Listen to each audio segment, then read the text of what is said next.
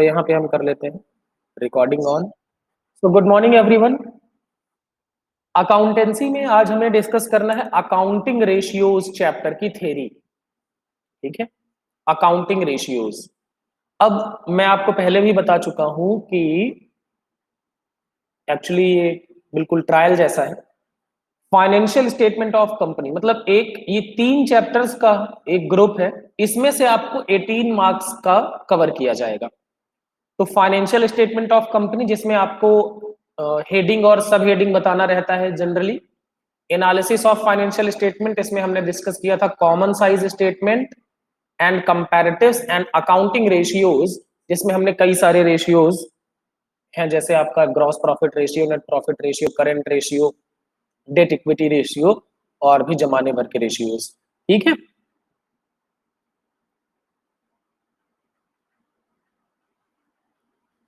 तो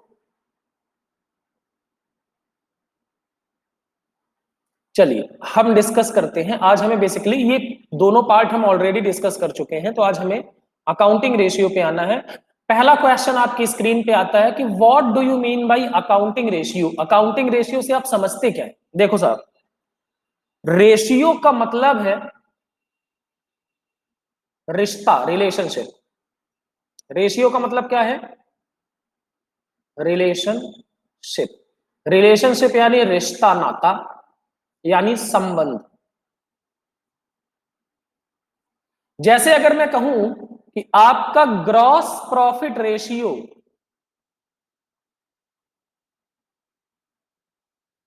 20% है, तो ये 20% कुछ कहता है। ये क्या कहता है? जल्दी से सारे लोग मुझे बताएं, ग्रॉस प्रॉफिट रेशियो का फॉर्मूला बताएं जल्दी से। ग्रॉस प्रॉफिट रेशियो का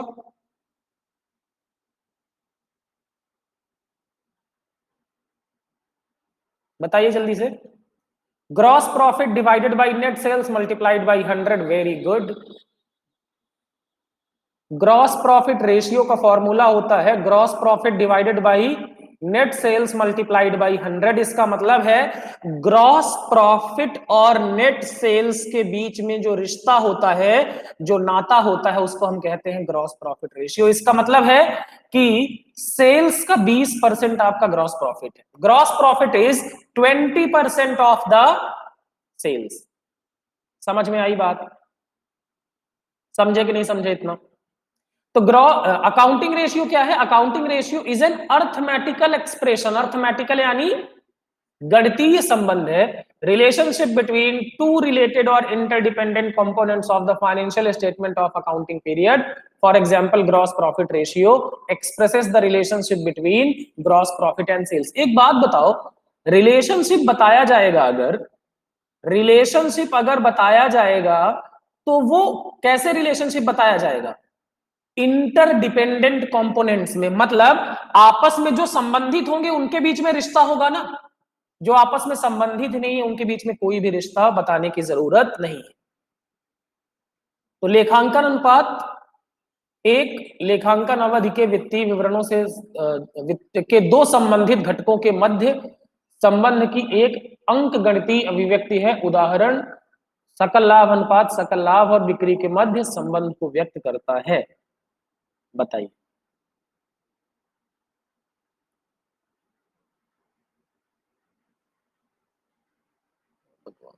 बहुत सारे लोग कह रहे हैं क्लास ऑन नहीं हो रही है। ऑन है।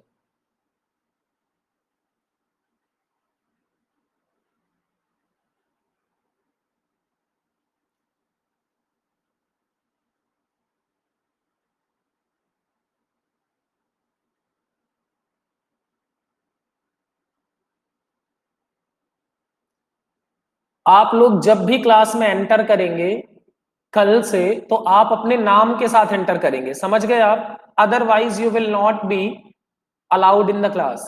जैसे बहुत सारे लोग अपना नाम लिखते हैं 278769। अब ये पता नहीं कौन सा नाम है। हो सकता है इनके मम्मी पापा ने इनको न्यूमेरिकल नंबर नाम रखा हो। ऐसा तो होता नहीं कि आपकी ये रैंक है ना? चलिए, तो इतना समझ आया? इसमें किसी को कोई डाउट जल्दी से बताइए।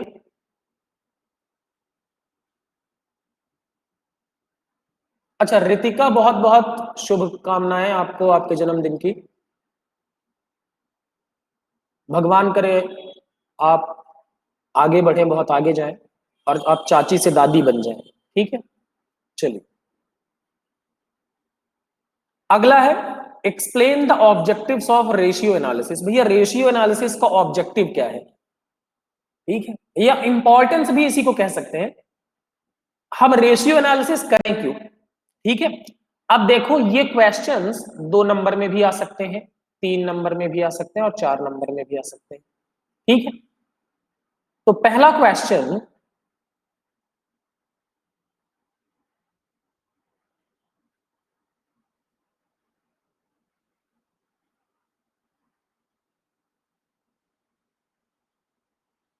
चलिए ठीक है, अभी आवाज आ रही है मेरी? क्या प्रॉब्लम बीच में कुछ हो गई थी आई थिंक।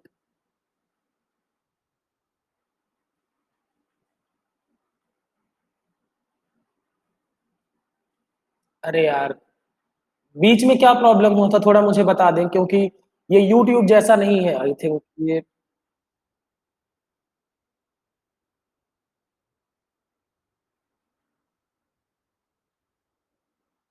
मुझे सीखने में टाइम लगेगा, 1 आध दिन। बताएं जरा, क्या प्रॉब्लम आ गई थी बीच में?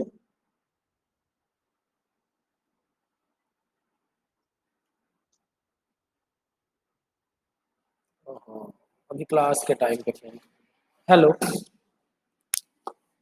जी पल्लवी, गुड मॉर्निंग।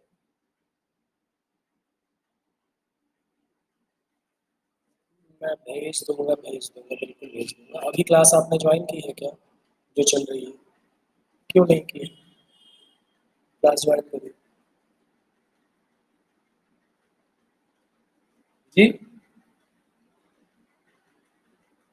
मैं भेज दूंगा बाकी चीजें। चलिए ठीक है, अभी मैं क्लास ले रहा हूँ बच्चों, है ना।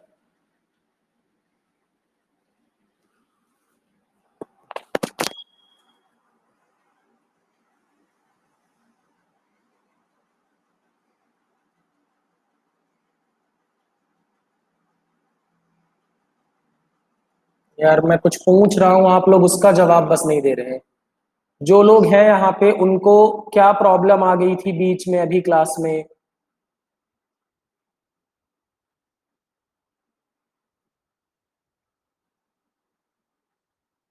मैं इसी पे पढ़ाऊंगा अभिषेक, ठीक है ना, इसी पे पढ़ाऊंगा। ओके, चलिए, एग्जामिनेशन ऑफ सॉल्वेंसी पोजीशन, इसका मतलब क्या है? देखो सिंपल सी बात है, जो लोग आपको लोन देंगे ना, जो लोग आपको लोन देंगे, वो इस बात, अच्छा लोन आपको 2 तरह से मिलेगा। एक मिलता है शॉर्ट टर्म के लिए, यानी अल्प अवधि के लिए। दूसरा मिलता है लॉन्ग टर्म के लिए, यानी दीर्घ अवधि के लिए। तो शॉर्ट टर्म और लॉन्ग टर्म जो लोन देंगे वो इस बात को चेक करेंगे कि क्या आप लोन को रीपे कर पाएंगे। ठीक है, क्या आप लोन को रीपे कर पाएंगे कि नहीं। शॉर्ट टर्म के लिए हम कौन सा रेशियो कैलकुलेट करते हैं? Current ratio. और लॉन्ग टर्म के लिए हम कौन सा रेशियो ले जाते हैं? Date equity ratio. ठीक है, उसके बाद अगला पॉइंट है,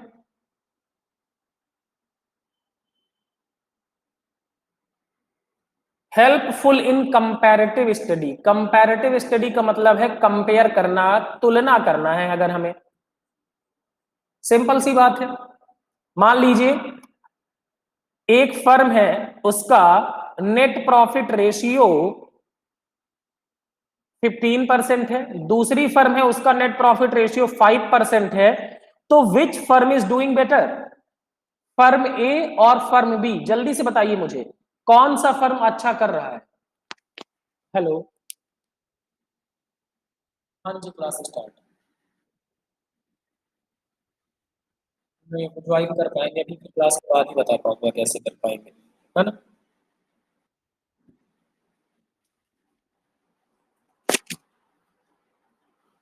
कल से बोला हुआ था कि आप सब लोगों ने टीचमेंट ऐप डाउनलोड कर लेना है, लेकिन अभी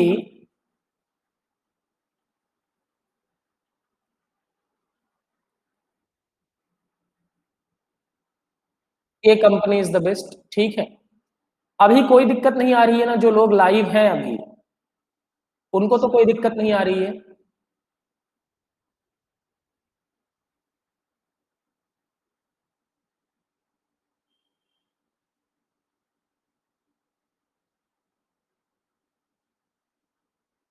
आप लोगों का भी वॉइस आ रहा है उस पे।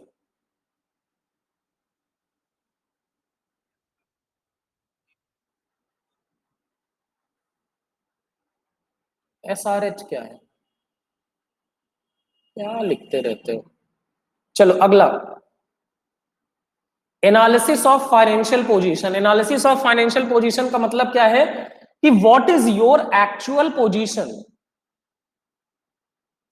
And on the basis of your actual position you will take certain decisions. अरे सिंपल सी बात है, प्री बोर्ड एग्जाम दिया आपने और प्री बोर्ड एग्जाम में आप 6 के 6 सब्जेक्ट में फेल हो गए, 5 के 5 सब्जेक्ट में फेल हो गए, तो यू हैव टू डिसाइड कि भैया बहुत अच्छे से पढ़ाई करनी पड़ेगी, ठीक है। इसी तरीके से आपने रेशियो निकाला और सभी रेशियोज में आपका बहुत घटिया परफॉर्मेंस है, तो आपको क्या करना पड़ेगा, इंप्रूव करना पड़ेगा। हेलो, बिल्कुल चल रही है, लाइव चल रही है, ठीक है। नहीं चल रही है अभी भी, वहीं से ओपन होगा, अब मैं क्लास के बाद ही बता पाऊंगा, है ना।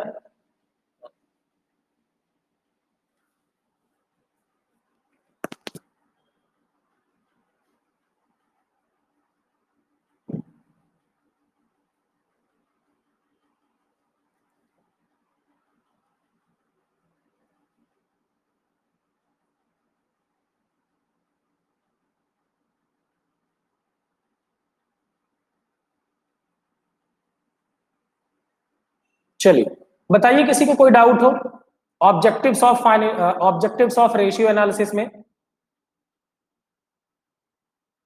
जिनको क्लास नहीं चल रही है रीज्वाइन कर लें भाई, मतलब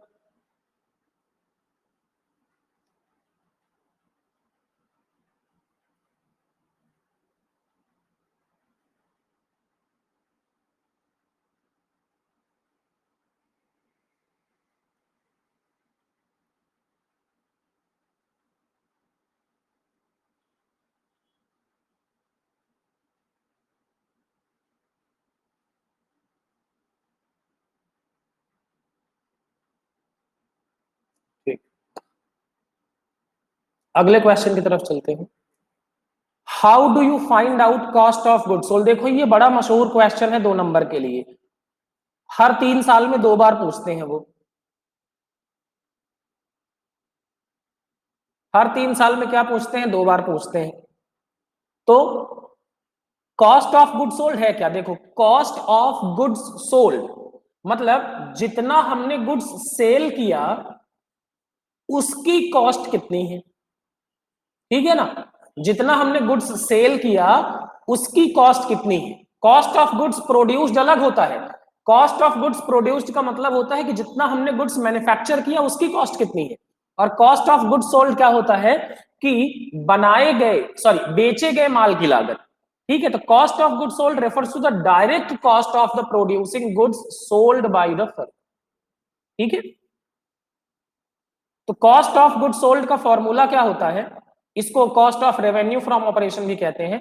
ओपनिंग स्टॉक प्लस परचेजेस, अब परचेजेस जाहिर सी बात है नेट परचेस आएगा, direct expenses minus closing stock, प्रारंभिक स्टॉक प्लस शुद्ध क्रय प्लस प्रत्यक्ष व्यय माइनस अंतिम स्टॉक। इस तरीके से आपका ये काम किया जाएगा। बताइए इसमें किसी को कोई डाउट तो।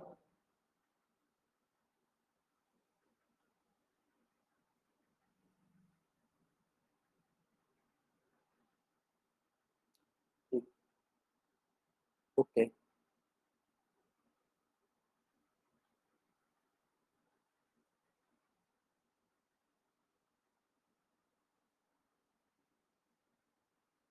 अब आते हैं sir, what do you mean by current assets and current liabilities.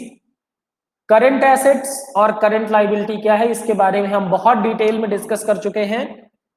Current assets ऐसी assets which can be converted into cash with in 1 year और ऑपरेटिंग साइकिल।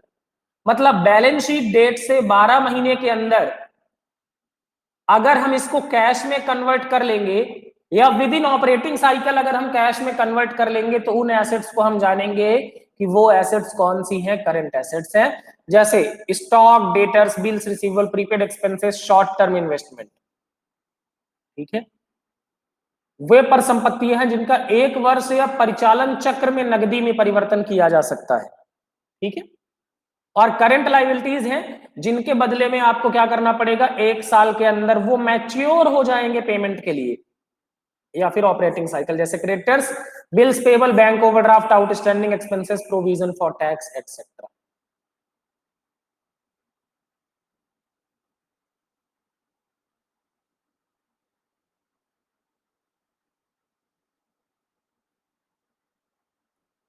मैंने कई बार आप लोगों को बताया है कि आपको एज अ स्टूडेंट ज्वाइन करना है। बहुत सारे लोगों ने एज अ टीचर ज्वाइन किया हुआ है।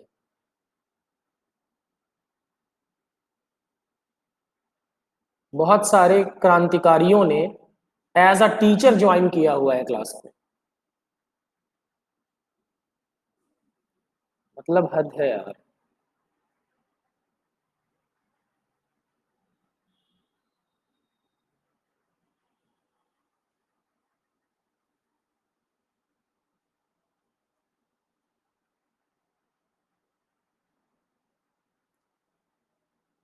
अब एज अ टीचर ज्वाइन करोगे तो थोड़ी आएगा, इसमें एज अ स्टूडेंट आएगा मेरे भाइयों। चलो, अब एक क्वेश्चन जो बड़ा फेवरेट है, what is the difference between current ratio and quick ratio. जल्दी से मुझे बता दो, करंट रेशियो का फॉर्मूला क्या होता है और क्विक रेशियो का फॉर्मूला क्या होता है। करंट रेशियो और क्विक रेशियो यानी चालू अनुपात और त्वरित अनुपात का फॉर्मूला जल्दी से बता दें आप।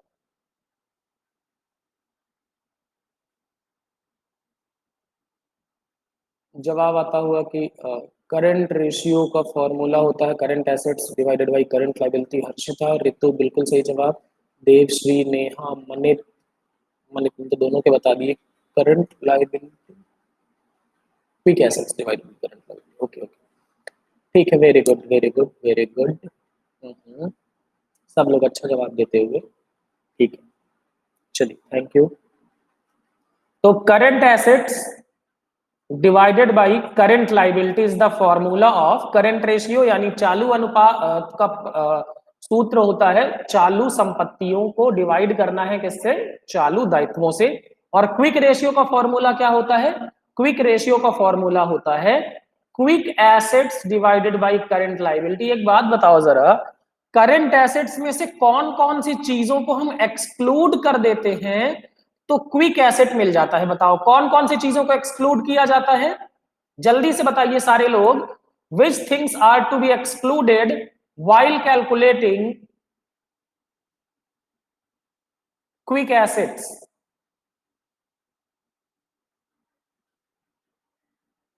Stock and prepaid expenses, very good. Stock को एक्सक्लूड कर देते हैं और प्रीपेड एक्सपेंस को एक्सक्लूड कर देते हैं, वेरी गुड। ठीक है, आइए जरा, current ratio is used to measure efficiency of the firm to pay off its short term liabilities. ये रिश्ता बताता है करंट एसेट्स और करंट लाइबिलिटी के बीच में, करंट रेशियो का फॉर्मूला। और आइडियल करंट रेशियो कितना होता है, ऑब्जेक्टिव में भी पूछा जाता है। Ideal current ratio is 2:1। ठीक है, आइडियल करंट रेशियो इज 2:1। चालू अनुपात का उपयोग फर्म की अल्पकालिक देनदारियों का भुगतान करने की क्षमता को मापने के लिए किया जाता है। यह अनुपात चालू परिसंपत्तियों और चालू देनदारियों के मध्य संबंध स्थापित करता है। चालू अनुपात बराबर चालू परिसंपत्तियां डिवाइडेड बाई चालू देनदारियां। ठीक है, और ये बहुत चालू सा अनुपात है और आदर्श चालू अनुपात। ठीक है ना,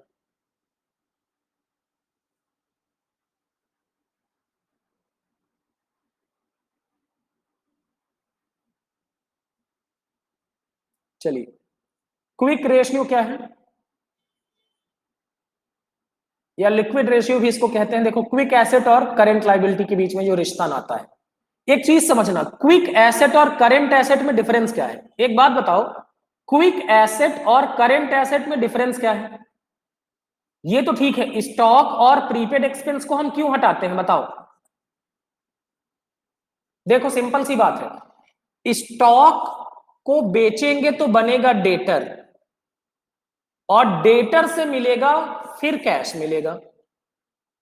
मतलब स्टॉक के बाद सीधे कैश नहीं मिलने वाला, जनरली स्टॉक के बाद सीधे कैश नहीं मिलने वाला। तो क्विक एसेट्स में उन चीजों को रखते हैं जिनको अगले स्टेप पे कैश ही ले आएंगे। मतलब quick assets are those assets which can be converted into cash in the next step. ठीक है। अब प्रीपेड एक्सपेंस के बदले तो कैश कभी मिलेगा ही नहीं। प्रीपेड एक्सपेंस के बदले आपको क्या मिलेगी? सर्विस मिलेगी। अरे जैसे सिंपल सी बात है, आपने 1 महीने पढ़ाई की लेकिन 3 महीने की फीस पे कर दी, तो 3 महीने तक आपको सर्विस मिलेगी, पैसा थोड़ी वापस मिलेगा। तो इसलिए इनको क्विक एसेट्स कैलकुलेट करते टाइम क्या कर दिया जाता है? एक्सक्लूड कर दिया जाता है। क्विक रेशियो का formula quick assets divided by current liability, और क्विक रेशियो आइडियल क्या है? 1:1। बताइए कोई डाउट तो जल्दी से।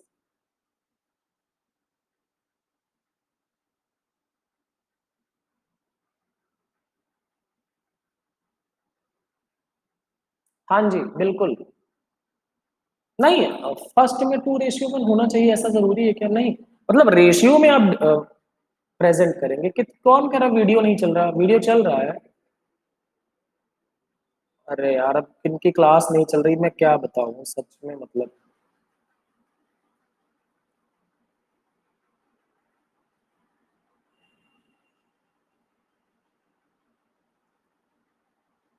क्विक एसेट में भी स्टॉक, ये देखो अभी समझाया है मैंने ऋतु, अभी मैंने समझाया है कि क्विक एसेट्स में स्टॉक और प्रीपेड को हटा देते हैं। देखो करंट से माइनस करेंगे क्विक, अगर वो ऐड नहीं है तो माइनस नहीं करेंगे, ठीक है। और क्यों, रीजन भी मैंने बता दिया कि क्विक एसेट्स में वही एसेट्स लाते हैं जो अगले स्टेप में कैश में कन्वर्ट हो जाएंगे। स्टॉक अगले स्टेप में डेटर में जाएगा, फिर डेटर के बाद कैश, और प्रीपेड एक्सपेंस तो उल्टा ही चलता है। ठीक है।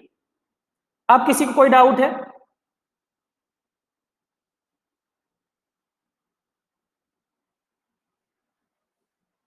संजना, आपके ऋतु से क्या दुश्मनी है? क्यों आप उस मासूम महिला को ब्लॉक कराना चाहते हैं? अब आता है sir, what is average collection period and average payment period. एक बात बताओ, पैसे कलेक्ट किससे करोगे आप? डेटर से कि क्रेडिटर से? जल्दी से बताना। पैसे आप कलेक्ट किससे करेंगे? डेटर से कि क्रेडिटर से? और पेमेंट किससे करेंगे? डेटर पेमेंट किसको करेंगे, डेटर को या क्रेडिटर को? जल्दी से बताइएगा।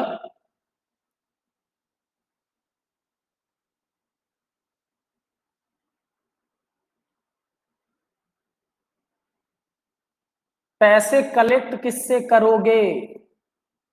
डेटर से। क्यों? कि इसको हम उधार बेचेंगे। अब उधार बेचेंगे तो पैसे लाएंगे बाद में, तो एवरेज कलेक्शन पीरियड निकाला जाएगा हमेशा किसका? डेटर्स का। और एवरेज पेमेंट हम किसको करेंगे? क्रेडिटर्स को करेंगे, क्योंकि इनसे हमने उधार खरीदा होगा। समझे आप? क्योंकि हमने इनसे उधार खरीदा होगा, सिंपल सी बात है। तो ध्यान रखना, collection will be made from the debtors and payment will be made to the creditors. समझे? चलो, एवरेज कलेक्शन पीरियड क्या है? Average collection period shows that in how many days a firm is realising its debt from the debtors. मतलब simple सी बात है कि average collection period ये बताता है कि कितने दिन के अंदर ऑन एन एवरेज फर्म अपने डेटर से पैसा वसूल कर पाती है।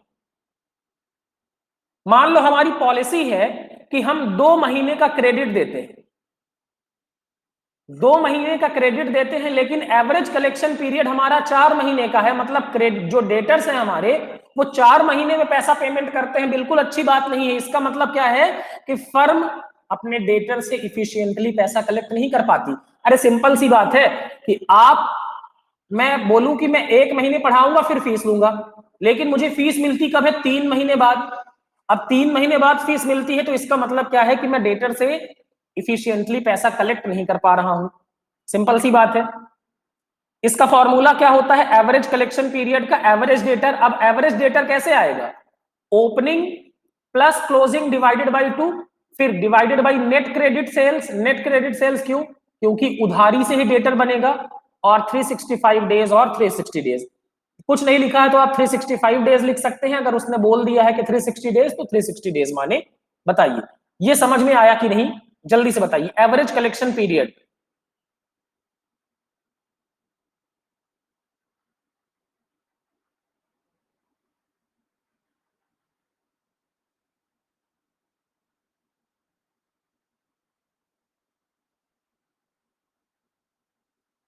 हेलो जी, चल रही है। आपने एज अ स्टूडेंट उस पर लॉग इन करना है। चलिए फिर क्लास के बाद ही बता पाऊंगा क्या, बाकी बहुत सारे बच्चे क्लास ज्वाइन किए हैं, है ना? बताता हूँ।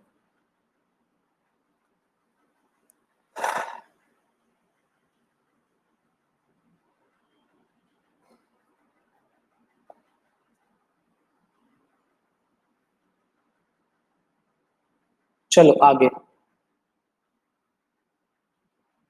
Average payment period. Average payment period का मतलब क्या है कि कितने दिन में आप अपने क्रेडिटर्स को ऑन एन एवरेज पेमेंट कर देते हैं। सिंपल सी बात है, कितने दिन में आप अपने क्रेडिटर्स को ऑन एन एवरेज पेमेंट कर देते हैं। अब देखो, अगर आपको मैं समझाऊं ना तो ये फॉर्मूले कुछ डिफिकल्ट नहीं होते हैं। जैसे मैं आपको बोलूं, आपको पता लगाना है कि एवरेज कलेक्शन पीरियड कितना है, तो पहले तो पता लगा लो कि आपके एवरेज डेटर कितने हैं। एवरेज डेटर कैसे आएंगे? Opening plus closing. फिर आपको डेटर बनते किससे हैं? सेल से बनते हैं। और कौन सी सेल? क्रेडिट सेल से बनते हैं। डिवाइड कर दो, और कितने दिन में है? तो 365 डेज या फिर 360 डेज। सिंपल सी बात है। इसी तरीके से एवरेज पेमेंट पीरियड, तो पहले पता कर लो कि आप ऑन एन एवरेज कितने क्रेडिटर्स होते हैं आपके। अब क्रेडिटर्स का रिश्ता किससे होगा? क्रेडिट परचेस से, और मल्टीप्लाई करोगे 100 से। सिंपल सी बात है। समझ गए आप? तो ऑन एन एवरेज आप कितने दिन में पेमेंट कर देते हैं अपने क्रेडिटर्स को, ये आपका बताता है एवरेज पेमेंट पीरियड। बताइए किसी को कोई डाउट है?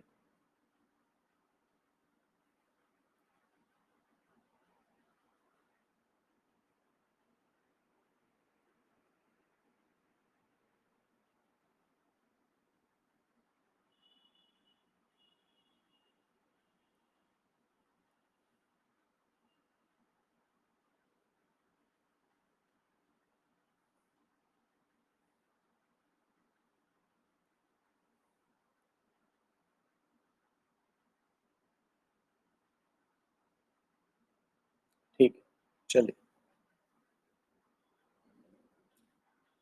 अब एक क्वेश्चन आता है, give 5 examples of operating expenses. Operating expenses का मतलब क्या होता है? देखो, ऑपरेटिंग एक्सपेंसेस ऐसे एक्सपेंसेस हैं जो बिजनेस चलाने के लिए बड़े जरूरी हैं, बहुत जरूरी है, जो आपके बिजनेस को रन करने के लिए बहुत जरूरी है। ठीक है? तो पहला है सैलरीज, वेतन। भैया सैलरी नहीं दोगे तो काम कोई नहीं करेगा, और काम कोई नहीं करेगा तो धंधा चलने वाला नहीं है। दूसरा है एडवर्टाइजिंग एक्सपेंसेस, बड़ा जरूरी है सर। जो दिखता है वही बिकता है, जो दिखता है वही बिकता है, और जो दिखेगा नहीं वो बिकेगा नहीं। तो बड़ा जरूरी है कि आप क्या करें? मार्केट में अपनी पहचान बना कर रखें, बहुत जरूरी है।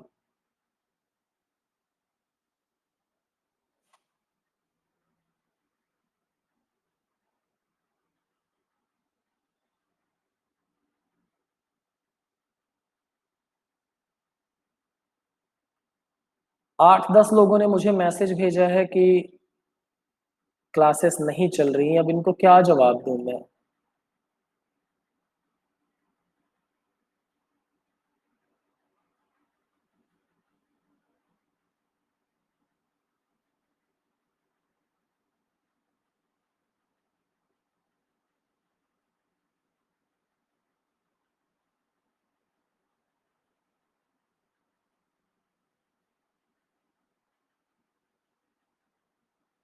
वेटिंग फॉर टीचर,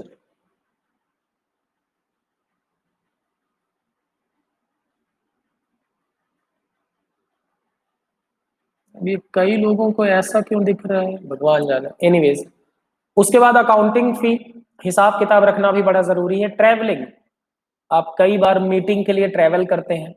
उसके बाद इंश्योरेंस बड़ा जरूरी है। इंश्योरेंस क्या करता है, ये आपके रिस्क को क्या करता है, कवर करता है। जैसे किसी ने अपना इंश्योरेंस कराया है, इसका मतलब ये नहीं है कि वो, मान लीजिए किसी ने अपना लाइफ इंश्योरेंस कराया है, लाइफ इंश्योरेंस कराया है इसका मतलब ये नहीं कि वो मरेगा ही नहीं। लाइफ इंश्योरेंस कराया है इसका मतलब ये है कि कल को मान लीजिए किसी की डेथ होती है तो उसको कंपनसेट किया जाएगा। या मान लीजिए किसी ने अपना हेल्थ इंश्योरेंस कराया है, तो हेल्थ इंश्योरेंस कराने का ये मतलब नहीं है कि वो कभी बीमार ही नहीं होगा। हेल्थ इंश्योरेंस का मतलब ये है कि बीमारी पे जो खर्चा आएगा वो फर्म रीइंबर्स कर देगी।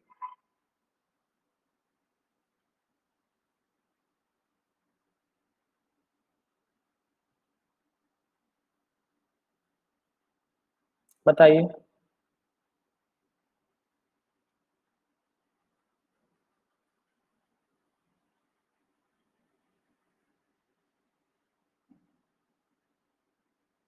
बहुत सारे लोग एज अ टीचर ज्वाइन कर रहे हैं।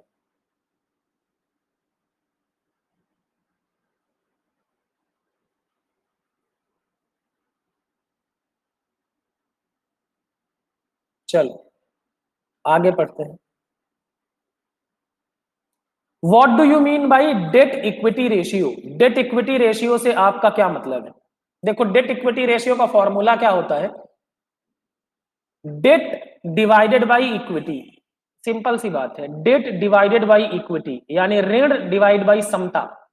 ऋण यानी एक्सटर्नल लाइबिलिटीज यानी लॉन्ग टर्म लोन, और इंटरनल लाइबिलिटीज यानी शेयर होल्डर फंड। सिंपल सी बात है। तो डेट इक्विटी रेशियो एक रिश्ता बताता है कि लॉन्ग टर्म लोन और ओनर्स कैपिटल में कितना, क्या रिश्ता है। जैसे समझो कि मान लो कैपिटल है 10 लाख की, या सॉरी कैपिटल है 5 लाख की और लोन है 10 लाख का, तो डेट इक्विटी रेशियो कितना आएगा, 10/5 यानी 2:1। यही आएगा ना, सिंपल सी बात है। ये आइडियल भी कितना माना जाता है, 2:1। मतलब अगर आपकी 1 रुपए की कैपिटल है तो आप 2 रुपए तक का लोन ले सकते हैं, इसमें कोई परेशानी नहीं है।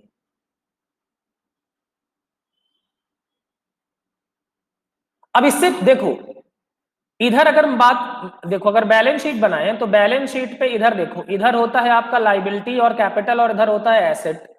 तो मान लो कि ये कैपिटल है 5 लाख और लोन है 10 लाख, तो यहां पर एसेट कितना होगा, 15 लाख का टोटल एसेट।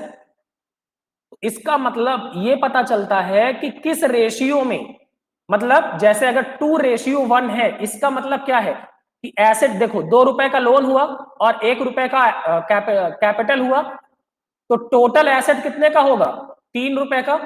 अब 3 रुपए में, 3 रुपए की एसेट में से 2 रुपए का एसेट किससे फाइनेंस किया गया है, लोन से, और 1 रुपए का एसेट कहां से आया है, कैपिटल से। इसका मतलब है 66.67% का एसेट आया है लोन से और 33.33% का एसेट आया है कैपिटल से। बताइए समझ में आया कि नहीं आया।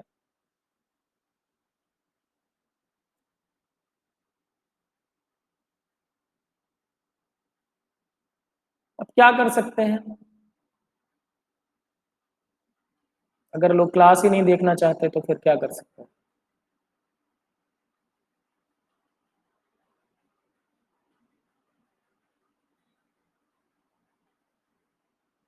है ना।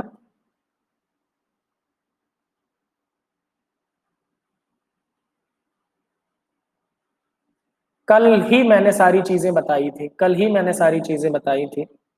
और एनीवेज आज फिर मैं बता दूंगा एक बार। बताइए ये समझ में आया कि नहीं आया। उसके बाद आगे आते हैं, ग्रॉस प्रॉफिट रेशियो और नेट प्रॉफिट रेशियो, इस पे कुछ ज्यादा कहने के लिए नहीं है।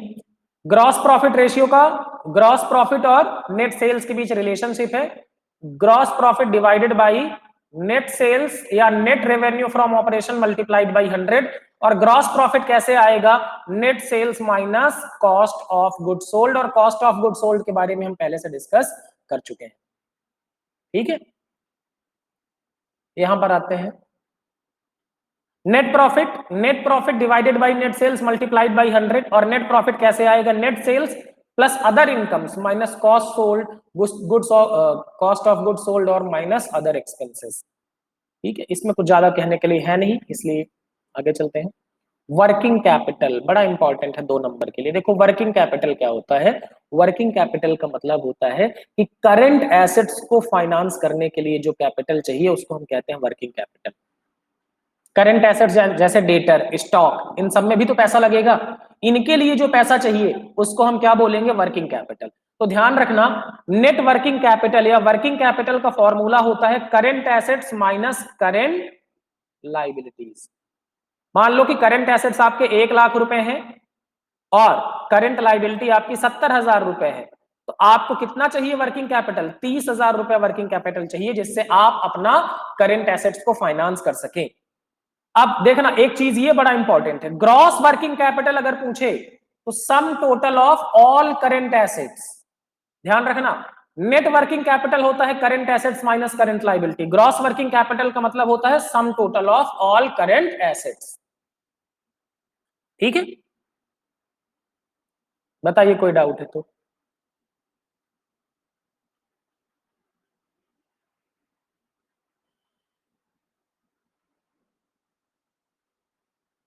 कौन कौन लोग बचे हैं थोड़ा सा मुझे बताइए।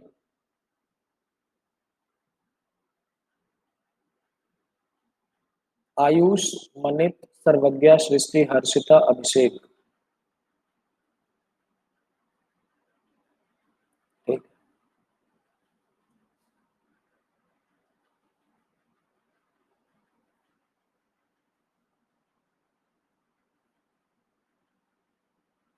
अकाउंटिंग रेशियो का लिमिटेशन क्या है, मतलब प्रॉब्लम्स क्या है। जैसे देखो फाइनेंशियल स्टेटमेंट का जो भी लिमिटेशन होगा वो अकाउंटिंग रेशियो में ही आ जाएगा, क्योंकि अकाउंटिंग रेशियो फाइनेंशियल स्टेटमेंट के बेसिस पर ही बनाए जाएंगे। पहला है विंडो ड्रेसिंग, अगर फाइनेंशियल स्टेट में विंडो ड्रेसिंग है तो सिंपल सी बात है रेशियोज भी क्या होंगे, विंडो ड्रेसिंग होगी। अगर आपने मेकअप किया है बहुत ज्यादा तो आपका जो फोटो होगा वो भी मेकअप वाला ही आएगा, सिंपल सी बात है।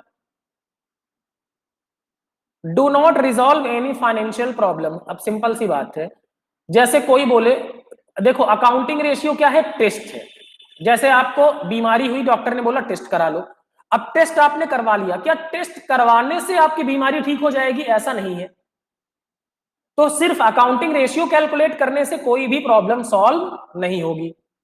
ठीक है, उसके बाद ignores qualitative aspect, ignore qualitative aspect का मतलब क्या है कि ये सिर्फ मॉनेटरी एस्पेक्ट को ध्यान में रखते हैं, क्वालिटेटिव एस्पेक्ट को ध्यान में नहीं देखते हैं। जैसे मान लीजिए फर्म की रेप्यूटेशन क्या है, इंप्लॉइज की क्वालिटीज क्या है, फर्म की गुडविल कितना है मार्केट में, ये इसके बारे में चर्चा नहीं करेंगे, ये सिर्फ पैसे के बारे में निकालते हैं।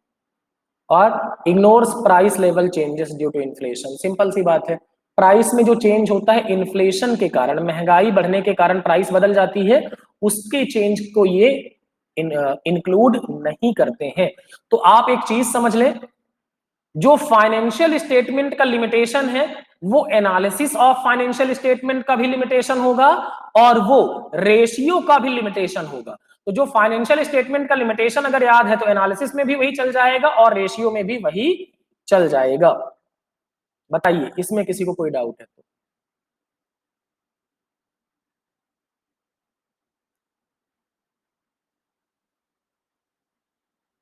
मैंने ऐड किया हुआ है, सबको ऐड किया हुआ है।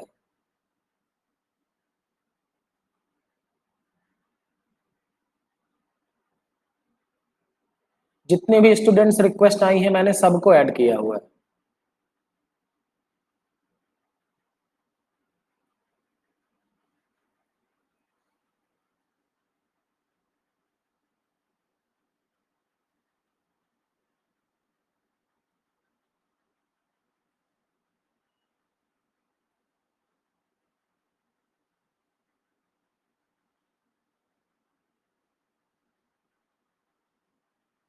चलिए बताइए, किसी को कोई डाउट?